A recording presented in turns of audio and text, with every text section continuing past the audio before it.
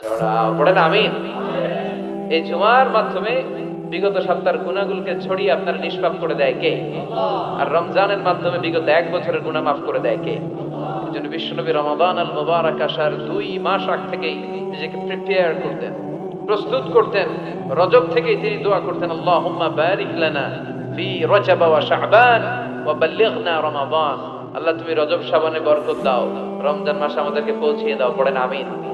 এখন যে মাসটা আমরা কাটাচ্ছি কি মাস? এই মাস থেকে বিশ্বনবী নিজেকে প্রিপেয়ার করতেন।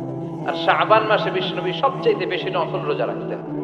যারা নফল রোজা রাখতে চান এরা শাবান মাসে রাখবেন। রমাদানের পরে যেই মাসে বিষ্ণু ইসা ইসলাম সবচেয়ে বেশি নফল রোজা রাখতো ওই মাসটার নাম হচ্ছে শাবান।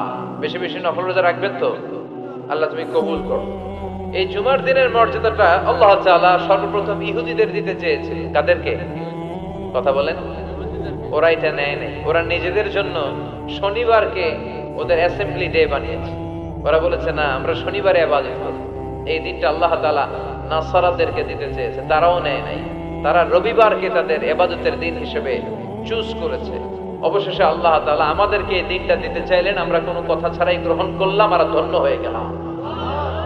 ফাগাদান লিল ইয়াহুদ ওয়া বা'দা গাদিন লিন নাসারা। জুমার দিনটা আমাদের দিন, গাদান মানে তারপরের দিন। শনিবার হচ্ছে ইহুদিদের জন্য আর রবিবার হচ্ছে খ্রিস্টানদের জন্য। আর আমাদেরকে জুমার দিন দিয়ে খুশি হয়ে গেলেন কে?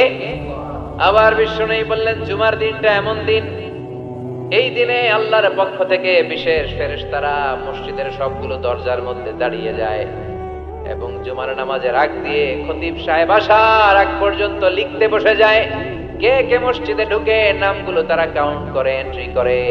সর্বপ্রথম জুমার সালাত আদায়ের জন্য যে মসজিদে ঢুকে আল্লাহর রাস্তায় উট কুরবানি করলে যেই সওয়াব, ওই ব্যক্তির আমলনামায় আল্লাহ ওই সওয়াব দান করে দেয়।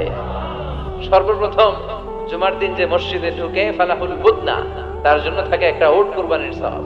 ওনার পরে যে ঢুকবে ফালাহু বাকারা, তার জন্য গরু কুরবানির সওয়াব।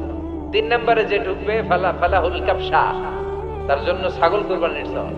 4 নম্বরে যে ঢুকবে তার জন্য ফালাহু আদ-দাজাজা, মুরগি কুরবানির সওয়াব। 5 নম্বরে যে ঢুকবে তার জন্য আল বাইদা, ডিম কুরবানির সওয়াব। সুবহানাল্লাহ পড়ো। এরপরে ইমাম সাহেব যখন খুতবা দেওয়ার জন্য চলে আসে, ফেরেশতারাও বসে যায়, খুতবা শুনতে শুরু করে। সুবহানাল্লাহ পড়ো। তাহলে এই জুমার দিনের আলাদা সিগনিফিকেন্স আল্লাহর কাছে আছে না নাই? বেশি না কম? আলহামদুলিল্লাহ যে এই দিনটাকে আমরা ছুটির দিন হিসেবে পেয়েছি। 1984 সালে তৎকালীন প্রেসিডেন্ট হুসাইন মোহাম্মদ এরশাদ সাহেবের নাম শুনছেন? হ্যাঁ, উনি এটাকে রাষ্ট্রীয়ভাবে জুমার দিন হিসেবে ঘোষণা করেছিলেন। ওনার কল্যাণে আমরা এই দিনটাকে স্টিল নাও, এখনো পর্যন্ত এটাকে আমরা ছুটির দিন হিসেবে পেয়েছি। উনি ইসলামের জন্য অনেক কাজ করছেন, আবার স্বৈরাচারীও করছেন। তো ভালো খারাপ নিয়েই মানুষ, ঠিক কিনা?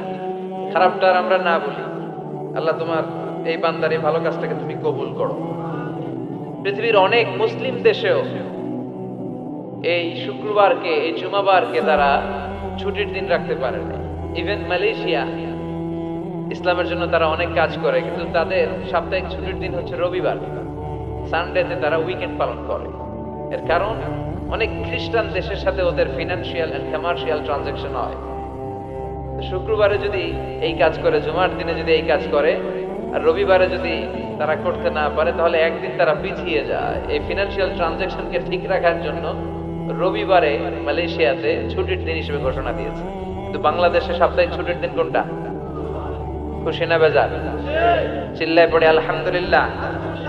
এজন্য রব্বুল আলামিন বলেন, ইয়া আইয়ুহাল্লাযীনা আমানু ইযা নুদিয়া লিস-সালাতি মিন ইয়াউমিল জুমআতি ফাসআউ ইলা যিকরিল্লাহি ওয়া যারুল বাই', যালিকুম